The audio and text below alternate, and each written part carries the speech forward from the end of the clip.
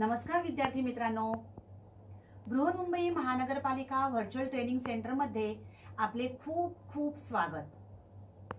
कोविड-19च्या या सद्यस्थितीत आपल्या शाळा बंद असल्या तरी आपले ऑनलाईन शिक्षण चालूच आहे आणि गेले वर्षभर आपण हा ऑनलाईन अभ्यास करत आहोत। त्यासाठी आपली शिक्षणाची गती कमी होऊ नये म्हणून बृहन्मुंबई महानगरपालिका व्हर्च्युअल ट्रेनिंग सेंटरच्या माध्यमातून काही व्हिडिओंची निर्मिती करण्यात आलेली आहे। मी निलिमा कदम, आपली व्हर्च्युअल शिक्षिका। आजचा घटक आपण बघणार आहोत। इयत्ता 10वी विज्ञान आणि तंत्रज्ञान भाग 1 धातू विज्ञान मेटलर्जी। मागील भागात आपण काय शिकलेलो आहोत त्याचा थोडक्यात आढावा घेऊ। धातू आणि अधातू यामध्ये आपण मागील भागात बघितले की धातूंची जी संयुगे अशुद्धीसह निसर्गामध्ये आपल्याला आढळून येतात त्यांना खनिजे असे म्हणतात। म्हणजेच बरेचसे धातू हे क्रियाशील असल्यामुळे निसर्गात मुक्त अवस्थेत सापडत नाहीत आणि ते क्षारांच्या संयुक्त रूपामध्ये आपल्याला आढळतात, तर काही धातू आपल्याला मुक्त अवस्थेत आढळून येतात। तर धातूंची काही संयुगे जे अशुद्धीसह निसर्गात आढळतात ती म्हणजे खनिजे होत।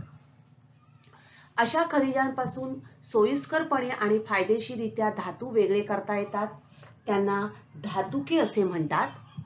आणि या धातुकांमध्ये धातूची जी संयुग आहेत त्या संयुगाबरोबरीनेच माती, वाळू आणि इतर खडक असे काही जे पदार्थ म्हणजेच अनेक प्रकारच्या अशुद्धी असतात, या अशुद्धींना मृदा अशुद्धी असे म्हणतात। तर विलगीकरणाच्या विविध पद्धती वापरून धातूंचे त्यांच्या धातुकांपासून निष्कर्षण करता येते आणि हे जे निष्कर्षण करण्याची जी क्रिया आहे त्यालाच धातू विज्ञान असे म्हणतात। त्याचे काही टप्पे आहेत। पहिला टप्पा आहे धातुकांचे संहतीकरण, कॉन्सन्ट्रेशन ऑफ ओर्स। दुसरा टप्पा आहे धातूंचे निष्कर्षण, एक्सट्रॅक्शन ऑफ मेटल्स। आणि तिसरा टप्पा धातूंचे शुद्धीकरण, म्हणजे धातुकांपासून शुद्ध स्वरूपात धातू मिळवण्याचे 3 टप्पे प्रामुख्याने पडतात। धातुकांचं संहतीकरण करणे, धातूंचे निष्कर्षण करणे आणि धातूंचे शुद्धीकरण करणे। आपण याचं विस्ताराने संहतीकरण म्हणजे काय, निष्कर्षण म्हणजे काय, शुद्धीकरण म्हणजे काय हे बघणार आहोत। तर धातुकांचे संहतीकरण, कॉन्सन्ट्रेशन ऑफ ओर्स। आता धातुकांचे संहतीकरण म्हणजे काय, तर धातुकांपासून मृदा अशुद्धी वेगळ्या करण्याच्या प्रक्रियेला धातुकांचे संहतीकरण असे म्हणतात। या ठिकाणी तुम्हाला दिसतंय बघा, वेगवेगळ्या या मशीन्स आहेत, त्याच्या सहाय्याने धातुकांपासून मृदा अशुद्धी वेगळी केली जाते। आता यासाठी नेमका कोणता मार्ग वापरायचा किंवा कोणती पद्धत वापरायची हे त्या धातूच्या भौतिक गुणधर्मांवर आणि त्या धातुकामध्ये असणाऱ्या मृदा अशुद्धीवर अवलंबून असते। त्याचबरोबर धातू कशा प्रकारे अभिक्रियाशील आहेत, म्हणजे धातूंच्या अभिक्रियाशीलतेवर आणि शुद्धीकरणासाठी कोणकोणत्या सुविधा उपलब्ध आहेत त्यावर सुद्धा या प्रक्रिया अवलंबून असतात। पर्यावरणाच्या प्रदूषणात कारणीभूत घडणाऱ्या अशा गोष्टी आहेत त्याचा विचार संहतीकरण करताना केला जातो। तर अशा प्रकारे धातुकांचं संहतीकरण पर्यावरण हित लक्षात ठेवून केलं जातं। तर धातुकांपासून शुद्ध स्वरूपात धातू मिळवण्याच्या काही पद्धती आहेत, त्याला आपण टप्पे म्हणू शकतो। पहिली आहे गुरुत्वीय विलगीकरण पद्धत, दुसरी आहे चुंबकीय विलगीकरण पद्धत, फेनतरण पद्धत आणि अपक्षालन पद्धत। त्यापैकी गुरुत्वीय विलगीकरण पद्धत कोणती आहे, याच्यामध्ये पुन्हा 2 प्रकार येतात आपण बघितले। एका विल्फ्ली टेबल पद्धतीने आणि जलशक्तीवर आधारित विलगीकरण पद्धतीने कशा प्रकारे आपण मृदा अशुद्धी बाजूला करतो आणि धातुक मिळवू शकतो हे बघितलेलं आहे. आज आपण चुंबकीय विलगीकरण पद्धत तसंच फेनतरण पद्धत, अपक्षालन पद्धत या विविध पद्धतींविषयी माहिती घेणार आहोत. तर गुरुत्वीय विलगीकरण पद्धतीमध्ये गुरुत्वीय पद्धतीचा वापर करून जड धातुकांचे कण हलक्या मृदा अशुद्धीच्या कणांपासून वेगळे केले जातात. विल्की टेबल पद्धतीने आणि जलशक्तीवर आधारित विलगीकरण पद्धतीने. तर धातुकांचे सहतीकरण करण्याची पुढची पद्धत आहे चुंबकीय विलगीकरण पद्धत. या पद्धतीत विद्युत चुंबकत्व असलेल्या यंत्राची आवश्यकता असते. या यंत्राचा महत्त्वाचा भाग म्हणजेच दोन प्रकारचे लोखंडी रूळ, हा एक रूळ आहे आणि हा एक रूळ आहे. हा या यंत्राचा एक महत्त्वाचा भाग, रोलर, आणि हा जो आहे हा त्यांच्यावरून फिरणारा बेल्ट, कन्व्हेयर बेल्ट. तर हा जो पट्टा आहे हा सतत या दोन रुळांवरून, लोखंडी रुळावरून फिरत असतो. एक जो रूळ आहे बघा, मॅग्नेटिक रोलर, एक रूळ हा चुंबकीय असतो, तर दुसरा रूळ जो आहे हा नॉन मॅग्नेटिक रोलर असतो, म्हणजेच तो अचुंबकीय असतो. हा रुळावरून फिरणारा जो पट्टा आहे हा शक्यतो अचुंबकीय असावा लागतो. तो चांबड्याचा किंवा पितळेचा घेतला जातो आणि या फिरत असलेल्या पट्ट्यावर या ठिकाणी बघा नॉन मॅग्नेटिक रोलर या ठिकाणी आहे आणि मॅग्नेटिक रोलर या बाजूला आहे.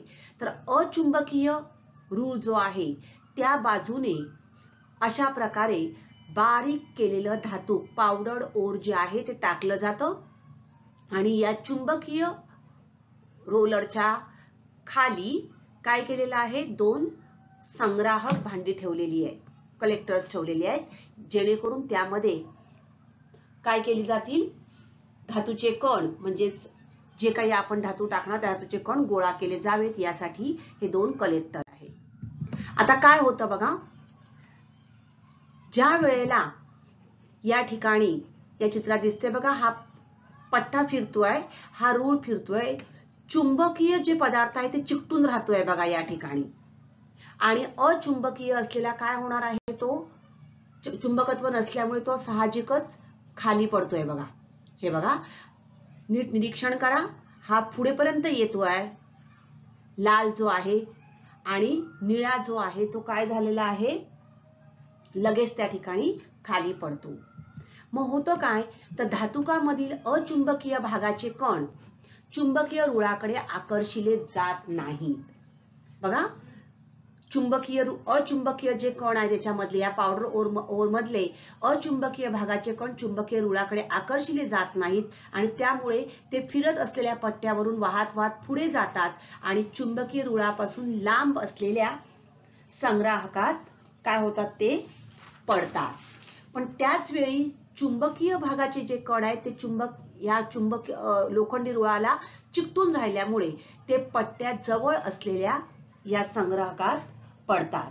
तर अशा प्रकारे धातुकांमधील चुंबकीय आणि अचुंबकीय कण त्यातील चुंबकत्वामुळे वेगळे करता येतात.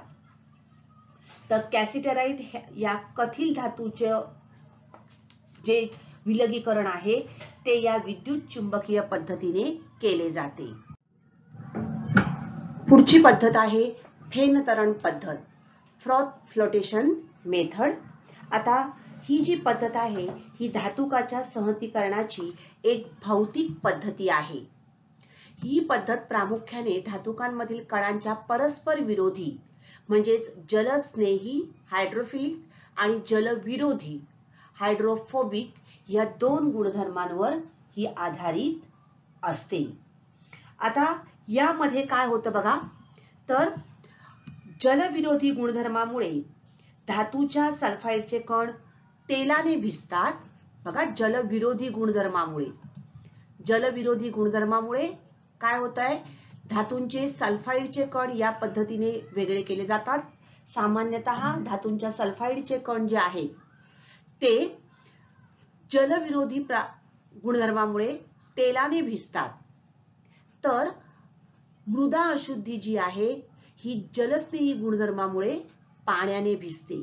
तर या गुणधर्माचा उपयोग करून फेनतरण पद्धतीने काही विशिष्ट धातुकांचे संहतीकरण केले जाते. तर या पद्धतीमध्ये एका मोठ्या टाकीत भरपूर पाणी घेऊन त्यात बारीक दळलेले धातूक टाकले जाते. त्यानंतर या ठिकाणी फेन निर्माण करण्याकरता ठराविक वनस्पतींचं तेल, उदाहरणार्थ पाईन वृक्षाचं तेल किंवा निलगिरी वृक्षाचं तेल वापरलं जातं. ते या पाण्यात तेल टाकलं जातं. आता मगाशीच मी सांगितलं काय आहे बघा, जलविरोधी गुणधर्मामुळे धातूच्या सल्फाईडचे कण जे आहेत हे तेलाने भिजतात आणि हा जो फेन निर्माण होतो, उच्च दाबात या ठिकाणी उच्च दाबाची हवा सोडली जाते. हा झोत पाण्यातून फिरवला जातो. टाकीच्या मध्यभागी स्वतःच्या अक्षाभोवती फिरणारी एक ढवळणी असते आणि ढवळणीचा वापर आवश्यकतेनुसार केला जातो. या हवेच्या झोतामुळे बुडबुडे तयार होतात. हे हवेचे बुडबुडे हलके असल्यामुळे ते वर तरंगायला लागतात. साहजिकच त्याला धातूचे कण चिकटलेले असतात, ते सुद्धा वर तरंगायला लागतात. तर अशा प्रकारे या ढवळणीमुळे तेल, पाणी यांचा एक फेस तयार होतो आणि हा फेस पाण्याच्या पृष्ठभागावर तरंगायला लागतो आणि म्हणूनच या पद्धतीला फेनतरण पद्धती असे म्हणतात. तर असे हे सल्फाईडचे कण या फेसाला तरंगून वर तरंगायला लागतात आणि मग हे तेलाने भिजलेले सल्फाईडचे कण, धातुक जी आहेत, ही बाजूला वेगळी केली जाते आणि मृदाची अशुद्धी जी आहे ती बघा, ती या तेलाला चिकटत नाहीये. पाण्याने ती पाण्यापेक्षा जड आहे, त्यामुळे ती तळाशी बसते. अशा प्रकारे मृदा अशुद्धी सल्फाईडच्या धातुकांपासून वेगळी केली जाते. तर ही झाली फेनतरण पद्धत. पुढची पद्धत आहे अपक्षालन पद्धत, लीचिंग मेथड. आता या पद्धतीने ॲल्युमिनियम, सोने, चांदी या धातूंचं त्यांच्या धातुकांपासून निष्कर्षण केलं जातं. तर यामध्ये काय केलं जातं बघा, धातूक एका निवडक अशा द्रावणात बराच वेळ भिजत ठेवतात आणि त्या द्रावणाबरोबर त्या धातुकाची रासायनिक अभिक्रिया होऊन ते धातूक त्यामध्ये विरघळले जाते. मात्र मृदा अशुद्धी बरोबर त्या द्रावणाची अभिक्रिया न झाल्याने ती मृदा अशुद्धी जी आहे ती विरघळत नाही आणि त्यामुळे आपल्याला ती वेगळी करता येते. तर ॲल्युमिनियम, सोने, चांदी या धातूंचं त्यांच्या धातुकांपासून निष्कर्षण करण्यासाठी ही पद्धत वापरली जाते. आता यामध्ये बॉक्साईट या ॲल्युमिनियमच्या धातुकाचे संहतीकरण अपक्षालन या पद्धतीने करतात आणि यामध्ये जलीय सोडियम हायड्रॉक्साइड किंवा जलीय सोडियम कार्बोनेट या द्रावणामध्ये बॉक्साईट भिजत ठेवल्याने त्यातील ॲल्युमिना हा मुख्य घटक जो आहे तो विरघळतो आणि मृदा अशुद्धी विरघळत नसल्याने ती आपल्याला या बॉक्साईट पासून वेगळी करता येते. म्हणजे ॲल्युमिना हा मुख्य घटक आपल्याला मिळतो आणि मृदा अशुद्धी वेगळी मिळते. या ठिकाणी दिसतंय बघा तुम्हाला, हा जो मोल्टन ॲल्युमिनियम आहे ते आपल्याला या ठिकाणी खाली जमा झालेलं दिसून येतं. धातुकांपासून शुद्ध स्वरूपात धातू मिळवण्याची पहिली पद्धत होती धातुकांचं संहतीकरण. त्यामध्ये आपण वेगवेगळ्या पद्धती बघितल्या. पुढचा टप्पा आहे धातूंचे निष्कर्षण. आता धातुकांपासून धातूचे निष्कर्षण करताना धातूच्या धनायनाचे आपल्याला क्षपण करावे लागते आणि हे जे क्षपण आहे हे क्षपण धातूच्या अभिक्रियाशीलतेवर अवलंबून असते. तर अभिक्रियाशीलता आपण बघितलेली आहे. त्यामध्ये पहिला आहे अभिक्रियाशील धातूंचं निष्कर्षण. याच्यामध्ये आपण ॲल्युमिनियमचं निष्कर्षण बघणार आहोत.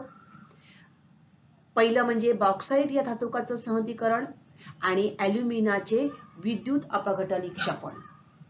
दुसरा टप्पा आहे मध्यम अभिक्रियाशील धातूंचं निष्कर्षण आणि कमी अभिक्रियाशील धातूंचे निष्कर्षण.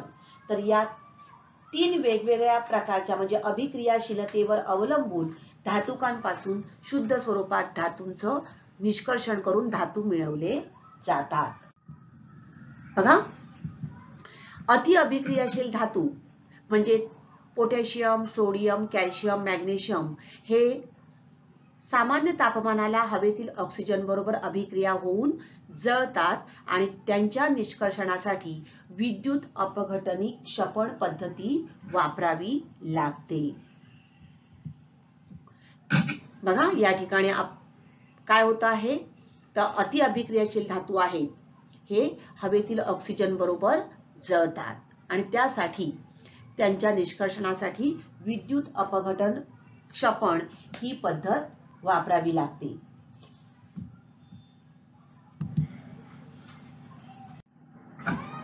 आता सोडियम, पोटॅशियम, ॲल्युमिनियम हे अभिक्रियाशील धातू आहेत आणि जास्त अभिक्रियाशील धातूंमध्ये काय होतं तर बाह्यतम कंसातील इलेक्ट्रॉन ते गमावून त्यांचा धन आयन होण्याची त्यांची क्षमता जास्त असते. तर अशा वेळेला या जास्त अभिक्रियाशील अशा धातूंची विरल आम्लाबरोबर अभिक्रिया होऊन हायड्रोजन वायू निर्माण होतो.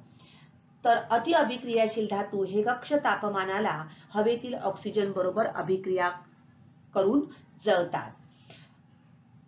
तर अशा प्रकारे सोडियम, कॅल्शियम, मॅग्नेशियम हे धातू त्यांच्या वितळलेल्या क्लोराईड क्षारांच्या अपघटनाने मिळवले जातात आणि या प्रक्रियेमध्ये धातू हा ऋणाग्रावर जमा होतो. बघा, धातू जो आहे हा ऋणाग्रावर जमा होतो तर क्लोरीन वायू हा धनाग्रावर मुक्त होतो आणि अशा प्रकारे विद्युत अपघटन करून शुद्ध स्वरूपात धातू मिळवला जातो. तर ऑक्सिडीकरण आणि क्षपण, बघा या ठिकाणी ऋणाग्र जे आहे त्या ठिकाणी क्षपण घडून येतं तर धनाग्रावर काय घडून येतं ऑक्सिडीकरण ही क्रिया घडून येते.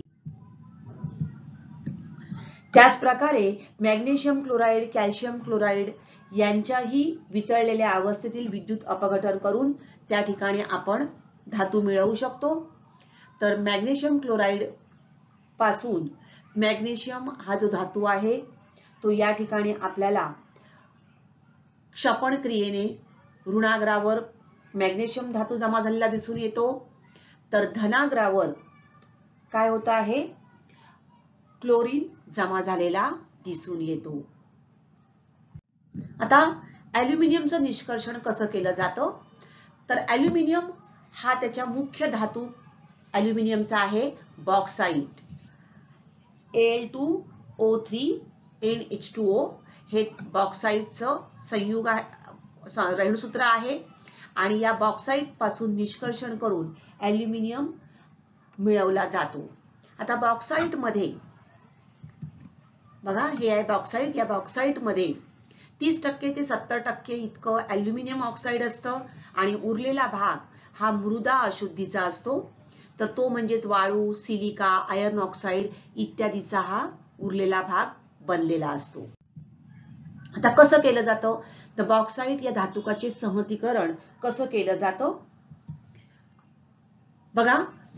बॉक्साईट मध्ये 35 ते 65% हे ॲल्युमिनियम ऑक्साईड असतं, 2 ते 10% सिलिका, 2 ते 20% इतकं आयर्न ऑक्साईड, त्यानंतर वाळू 1 ते 3% वाळू हे याच्यामध्ये बॉक्साईटचं कंपोजिशन आहे. सिलिका, फेरिक ऑक्साईड आणि टायटॅनियम ऑक्साईड. आता बेअरच्या पद्धतीने किंवा हॉलच्या पद्धतीने अपक्षालन करून या अशुद्धी वेगळ्या केल्या जातात आणि ॲल्युमिनियम मिळवलं जातं. त्यासाठी आपण पहिले बघणार आहोत बेअरची प्रक्रिया. बघा बॉक्साईट पासून कशा प्रकारे ॲल्युमिनियम मिळवलं जातं तर बॉक्साईट पासून ॲल्युमिनियम ऑक्साईड मिळवण्याकरता ही बेअरची प्रक्रिया केली जाते. या ठिकाणी सर्वप्रथम बॉक्साईटचं रासायनिक विलगीकरणाने संहतीकरण केलं जातं आणि बॉक्साईट मध्ये जे सिलिका, फेरिक ऑक्साईड आणि टायटॅनियम ऑक्साईड या अशुद्धी असतात त्या वेगळ्या केल्या जातात. तर त्यासाठी सर्वप्रथम ते जे धातूक आहे ते गोलाकार चक्कीतून भरडलं जातं. त्यानंतर या ठिकाणी हे बघा क्रशर मधून ते भरडून या ठिकाणी डायजेस्टर मध्ये म्हणजे सार संग्राहक आहे त्याच्यामध्ये कॉस्टिक सोड्याच्या द्रावणाबरोबर 140 अंश सेल्सिअस ते 150 अंश सेल्सिअस वर तापवून त्याचं अपक्षालन या ठिकाणी केलं जातं. त्यानंतर ॲल्युमिनियम ऑक्साईड जे आहे हे ॲल्युमिनियम ऑक्साईड सोडियम हायड्रॉक्साईडच्या द्रावणात विरघळतं आणि पाण्यात द्रावणीय असे सोडियम ॲल्युमिनेट तयार होते. बघा काय होतं इकडे या ठिकाणी पाण्यामध्ये जलीय सोडियम ॲल्युमिनेट हे तयार होतो. आता हे सोडियम ॲल्युमिनेट तयार झाल्यानंतर ॲल्युमिनियम ऑक्साईड सोडियम हायड्रॉक्साईडच्या जलीय द्रावणात विरघळते. हे बघा सोडियम अभिक्रिया कशी होते बघा आणि सोडियम ॲल्युमिनेट तयार होते. ॲक्वस सोडियम ॲल्युमिनेट तयार होते. आता त्यानंतर ही जी विद्राव्य अशुद्धी आहे ही गाळून ती गरम केली जाते. आता सोडियम ॲल्युमिनेट तयार झालेला आहे पण त्याच वेळेला मृदा अशुद्धीमधील आयर्न ऑक्साईड हे जलीय सोडियम हायड्रॉक्साईड मध्ये विरघळत नाही तर ते गाळून वेगळे केले जाते. परंतु या जलीय सोडियम हायड्रॉक्साईड मध्ये मृदा अशुद्धीमधील सिलिका विरघळून पाण्यात द्रावणीय असे सोडियम सिलिकेट तयार होते. बघा अभिक्रिया काय होते सिलिका जी आहे या सोडियम हायड्रॉक्साईड मध्ये विरघळते आणि पाण्यात द्रावणीय असं सोडियम सिलिकेट तयार होते. तर अशा प्रकारे या ठिकाणी आपल्याला हे सोडियम सिलिकेट मिळालं. त्यानंतर सोडियम ॲल्युमिनेट जे आहे जलीय सोडियम ॲल्युमिनेट पाण्यात टाकून विरळ केले जाते आणि 50 अंश सेल्सिअस पर्यंत थंड केल्यानंतर आपल्याला ॲल्युमिनियम हायड्रॉक्साईडचं अवक्षेपण घडवून आणता येतं. कशी होते रासायनिक अभिक्रिया बघा NaLO2 सोडियम ॲल्युमिनेट हे पाण्यात टाकून विरळ केलं जातं आणि थंड केल्यानंतर या ठिकाणी आपल्याला ॲल्युमिनियम हायड्रॉक्साईड हा बघा अवक्षेपण त्याचं घडून आणलं जातं आणि नंतर हे ॲल्युमिनियम या प्रक्रियेमध्ये मिळालेला हा ॲल्युमिनियम हायड्रॉक्साईडचा जो अवक्षेप आहे तो गाळून धुवून कोरडा केला जातो आणि त्यानंतर 1000 अंश सेल्सिअस तापमानाला तापवून त्यापासून ॲल्युमिना हा धातू मिळवतात. तर बघा ॲल्युमिनियम हायड्रॉक्साईड त्याला उष्णता दिली जाते 1000 अंश सेल्सिअस वर आणि ॲल्युमिना हा धातू या ठिकाणी आपल्याला मिळतो. तर अशा प्रकारे आपण बेअरच्या प्रक्रियेमधून बॉक्साईटच्या सहतीकरणापासून ॲल्युमिना हा धातू मिळवू शकतो. आता पुढची पद्धत आहे हॉलच्या पद्धतीने बॉक्साईटचं सहतीकरण. यामध्ये काय केलं जातं तर बॉक्साईटच्या धातुकाची भुकटी करून घेतात आणि नंतर जलीय सोडियम कार्बोनेट सोबत ती सार संग्रहकामध्ये तापवून पाण्यात विद्राव्य असे सोडियम ॲल्युमिनेट तयार केले जाते. त्यानंतर ही जी अविद्राव्य अशी अशुद्धी आहे ती गाळून तिला गरम करून त्यामधून कार्बन डायऑक्साईड वायू प्रवाहित करून त्याचं उदासीनीकरण करून ॲल्युमिनियम हायड्रॉक्साईडचं अवक्षेपण घडवून आणलं जातं. पुढचं आहे ॲल्युमिनाचं विद्युत अपघटनी क्षपण.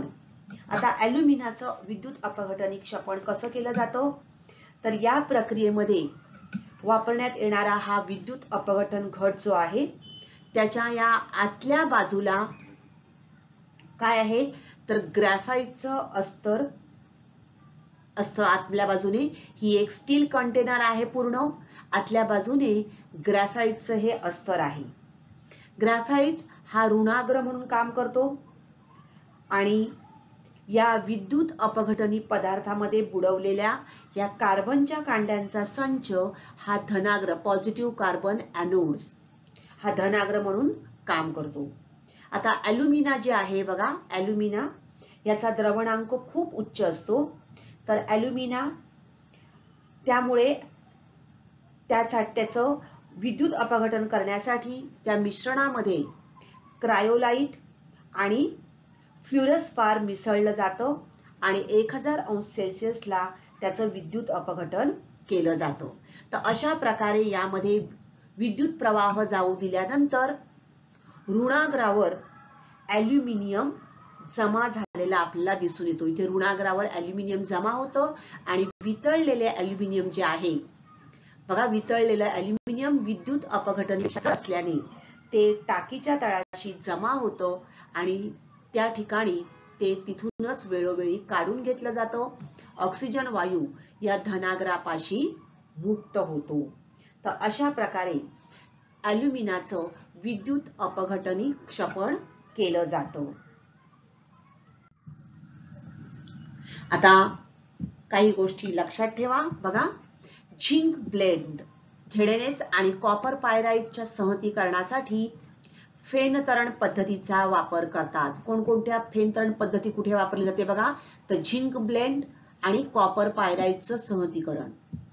त्यानंतर कॅसिटराइट या कथिल धातूच्या धातुकात स्टॅनिक ऑक्साईड हा अचुंबकीय घटक असतो आणि फेरस टंगस्टेट हा चुंबकीय घटक असतो आणि त्यामुळे कॅसिटराइटचं विद्युत चुंबकीय पद्धतीने विलगीकरण करून फेरस टंगस्टेट हा चुंबकीय घटक वेगळा करता येतो. तर ॲल्युमिनियम निष्कर्षणाच्या पायऱ्या लिहा. तर ॲल्युमिनियमचं निष्कर्षण त्याच्या मुख्य धातू बॉक्साईट पासून केलं जातं. यातील पायऱ्या, पहिलं धातुकाचं संहतीकरण, यात बॉक्साईटचं ॲल्युमिनामध्ये रूपांतर केलं जातं आणि दुसऱ्या पद्धतीमध्ये शुद्ध ॲल्युमिनाचं विद्युत अपघटनी क्षपण करून त्यापासून ॲल्युमिनियमचं निष्कर्षण केलं जातं. पुढचा आहे सराव कृती पत्रिका. पुढील प्रवाह तक्ता पूर्ण करून प्रश्नांची उत्तरे लिहा.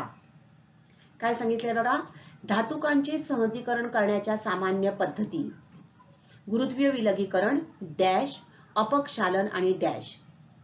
आपल्याला हा तक्ता पूर्ण करायचा आहे आणि त्याच्यावर प्रश्न विचारले आहेत. पहिला प्रश्न आहे, पाईन वृक्षाचे तेल कोणत्या पद्धतीत वापरले जाते? दुसरा प्रश्न, या पद्धतीने कोणत्या धातुकांचे संहतीकरण केले जाते? तर सराव कृती पत्रिका कसा बघा करायचा, आपण पहिले तक्ता पूर्ण करू. गुरुत्वीय विलगीकरण, अपक्षालन म्हणजेच काय सांगितलेले दिलेलं आहे या ठिकाणी, तर धातुकांचे संहतीकरण करण्याच्या पद्धती दिलेल्या आहेत. या तर आपण पहिली बघितलेली आहे कोणती आहे, गुरुत्वीय विलगीकरण. दुसरी आहे चुंबकीय विलगीकरण, अपक्षालन आणि फेनतरण. बरोबर. त्यामध्ये आणखीन एक आहे जलशक्तीवर आधारित विलगीकरण पद्धत. या ठिकाणी तीच गुरुत्वीय विलगीकरण पद्धत येणार आहे. बरोबर. या ठिकाणी एक गुरुत्वीय विलगीकरण मध्ये दोन पद्धती येतात, एक विल्फ्ली टेबल प्लेट पद्धत आणि जलशक्तीवर आधारित विलगीकरण पद्धत. तर अशा प्रकारे या चार धातुकाचे संहतीकरण जे आहे हे या चार पद्धतींमधून केलं जातं: गुरुत्वीय विलगीकरण, चुंबकीय विलगीकरण, अपक्षालन आणि फेनतरण पद्धत. आता प्रश्न काय विचारलाय बघा, पाईन वृक्षाचे तेल कोणत्या पद्धतीत वापरले जाते? कोणत्या पद्धतीत वापरले जाते? येस, फेनतरण पद्धतीत पाईन वृक्षाचं तेल वापरलं जातं. आणि या ठिकाणी आपण बघितलं की जलस्नेही आणि जलविरोधी या दोन गुणधर्मावर आधारित ही पद्धत आहे. असा आपण प्रश्न विचारला जाऊ शकतो की कोणत्या गुणधर्मावर आधारित ही पद्धत काम करते? तर जलस्नेही आणि जलविरोधी या दोन गुणधर्मांवर ही पद्धत कार्य करते. तर जलविरोधी गुणधर्मामुळे धातुकांचे जे कण आहेत हे तेलाने भिजतात, तर मृदा अशुद्धी कण हे जलस्नेही गुणधर्मामुळे पाण्याने भिजतात. पुढचा प्रश्न आहे, या पद्धतीने कोणत्या धातुकांचे संहतीकरण केले जाते? तर या गुणधर्माने किंवा या पद्धतीने झिंक ब्लेंड आणि कॉपर पायराइटच्या संहतीकरण करण्यासाठी या पद्धतींचा वापर केला जातो किंवा या पद्धतीने झिंक ब्लेंड आणि कॉपर पायराइट या धातुकांचं संहतीकरण केले जाते. तर सल्फाइड धातुकांचे कण जे आहेत ते प्रामुख्याने या पद्धतीने बाजूला केले जातात. तर अशा प्रकारे कोणत्याही एका पद्धतीवर तुम्हाला काही प्रश्न विचारले जाऊ शकतात. तर आपण आज धातूंच्या संहतीकरणाच्या काही इतर पद्धती तसंच धातूंचं निष्कर्षण करण्याच्या काही पद्धतींची माहिती घेतलेली आहे. धातूंचे निष्कर्षणामध्ये मध्यम अभिक्रियाशील धातू, कमी अभिक्रियाशील धातूंचं निष्कर्षण कसं केलं जातं, तसंच धातूंचं क्षरण रोखण्यासाठी कोणते उपाय योजले जातात याबाबत अधिक माहिती पुढच्या व्हिडिओत घेणार आहोत. तेव्हा हे व्हिडिओ पाहून या चॅनलला जरूर सबस्क्राईब करा. थँक्यू. तर आजचा घटक आवडला ना? अशीच माहिती मिळवण्यासाठी या चॅनलला सबस्क्राईब करा आणि हे व्हिडिओ पुन्हा पुन्हा पहा. पुन्हा भेटणार आहोत पुढच्या भागात. थँक्यू.